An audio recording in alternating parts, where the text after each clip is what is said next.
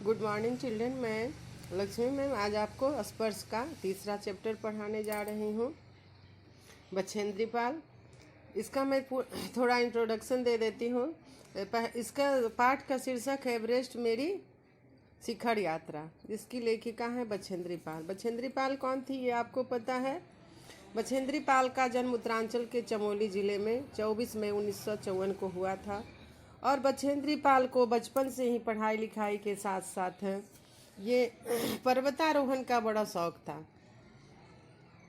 बछेंद्री ने ऐसे विषम परिस्थिति में संस्कृत से एमए और बीएड की परीक्षा हासिल की थी, डिग्री हासिल की थी। लक्ष्य के प्रति इनका समर्पण भाव ने एवरेस्ट पर विजय पाने में पहली बार भारतीय पर्वतारोही बनने का गौरव दिलाया था।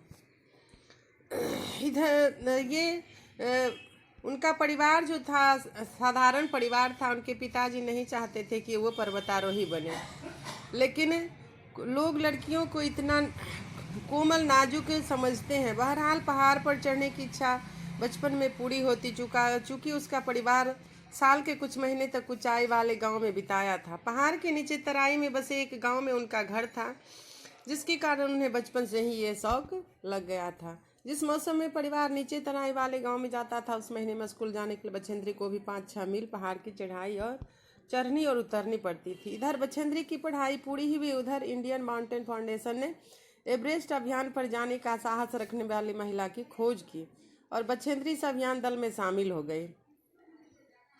ट्रेनिंग के दौरान बछेंद्री 7,500 मीटर ऊंची चोटी पर सफलतापूर्वक चढ़ी। कई महीनों के अभ्यास के बाद आखिर वह दिन आ गया जब उन्होंने एवरेस्ट के लिए प्रयास शुरू किया। तो ये आपका उनका इंट्रोडक्शन था बछेंद्री पाल का कि ये एवरेस्ट शिखर यात्रा कब शुरू की, कैसे शुरू की।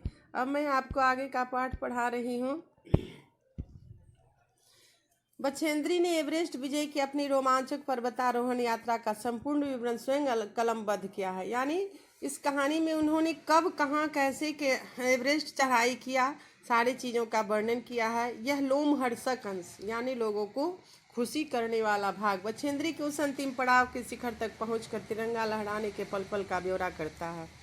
और इस कहानी को पढ़ने के बाद ऐसा मन में लगता है कि मानो पाठक भी उसके कदम से कदम मिलाता हुआ सभी खतरों को खुद, जैसे लग रहा है कि लेखक भी बछेंद्री के साथ ही जा रहा था, ऐसा इस कहानी में वर्णन किया गया है।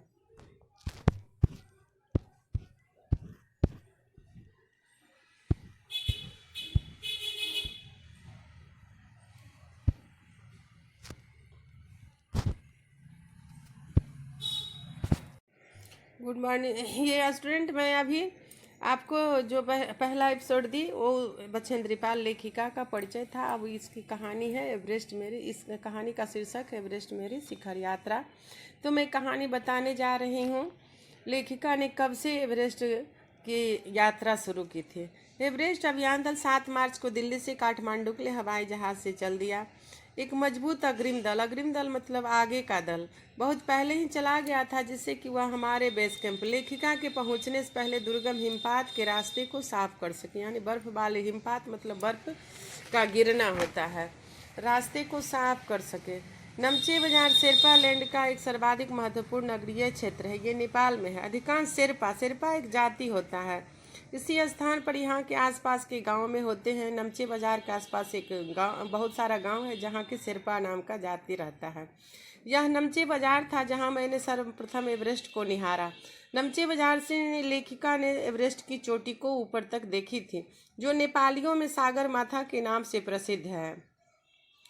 तो यहाँ नमचे बाजार के लोग क्या कहते हैं? एवरेस्ट की चोटी को सागर माथा कहते हैं। इसलिए लेखिका को यह नाम बहुत अच्छा लगा और वह भी इसे सागर माथा बोलने लगी। एवरेस्ट की तरफ गौर से देखते हुए लेखिका एक भारी बर्फ का प्लूम देखा, फूल देखा, बर्फ का एक फूल जैसा आकार देखा, जो पर्वत शिखर पर लहराता एक ध्वज जैसा लग रहा था। लेखिका ने बर्फ के एक टुकड़े को देखी, जिसको जैसा कैसा लग रहा था, एक लहराता ध्वज जैसा लग रहा था। मुझे बताया गया कि यह दृश्य शिखर की ऊपरी सतह के आसपास 150 किलोमीटर, यानी इनके दल के नेता जो थे इन्हें कुछ कुछ जानकारी देते जा रहे थे। आसपास 150 किलोमीटर या इससे अधिक हवा की गति से हवा चलने के कारण बनता है। तो वो बता रहे थे कि ये फूल जैसा आकार जो बर्फ का बनता है कैसे बनता है, क्योंकि तेज हवा से सूखा बर्फ पर्वत पर उड़ता रहता है। बर्फ का यह ध्वज 10 किलोमीटर या उससे भी लंबा हो सकता है। शिखर पर जाने वाले प्रत्येक व्यक्ति को दक्षिण पूर्वी पहाड़ी पर इन तूफानों को झेलना पड़ता है। यानी लेखक जो है लेखिका को अवगत करा रहा था ये उसके अग्रिम दल के नेता की ये सारी बातें चढ़ाई के क्रम में होती है और ये सब कठिनाइयाँ आती है। यह मुझे डराने के लिए काफ़ी था। लेखिका जब इंसान ये बातों को सुन रही थी तो वो डर रही थी। यह किंतु फिर भी मैं एवरेस्ट के प्रति विचित्र रूप से आकर्षित थी। लेखिका कहती है कि बातों को सुनकर के तो मैं डर रही थी, लेकिन एवरेस्ट की चोटी को देखने के बाद मुझे ऐसा आकर्षित किया कि उसकी कठिनतम चुनौतियां का सामना मैं करने के लिए संकल्प कर ली। अब 7 मार्च को शुरू की थी और 26 मार्च को चलते चलते एवरेस्ट की शिखर यात्रा में पेरिस पहुंची। हमें हिमस्खलन के कारण यानी बर्फ के हटने के कारण, हिमस्खलन क्या होता है, बर्फ का चट्टान का इधर उधर खिसकना कहलाता है। तो हमें इस हिमस्खलन के कारण शेरपा कुली की मृत्यु का दुखद समाचार मिला। ऊपर जो है बर्फ का चट्टान खिसक चुका था। अग्रिम दल में शेरपा कुली था जिसकी मृत्यु हो चुकी थी हिमस्खलन के कारण। खम्बू हिमपात पर जाने वाले अभियान दल के रास्ते की बाईं तरफ सीधी पहाड़ी के धंसने से लोहोत्से की ओर से एक बहुत बड़ी चट्टान नीचे खिसक आई थी। 16 शेरपा कुली दल में से एक की मृत्यु हो गई। इसे भी अंडर कर लोगे, हिमस्खलन से कितने लोगों की मृत्यु हुई थी, तो ये क्वेश्चन है आपका। तो एक की मृत्यु हो गई थी और 4 घायल हो गए थे। इस समाचार के कारण अभियान दल के सदस्यों के चेहरे पर छाई अवसाद यानी दुख को देखकर हमारे नेता कर्नल खुल्लर ने स्पष्ट किया कि एवरेस्ट जैसे महान अभियान में खतरों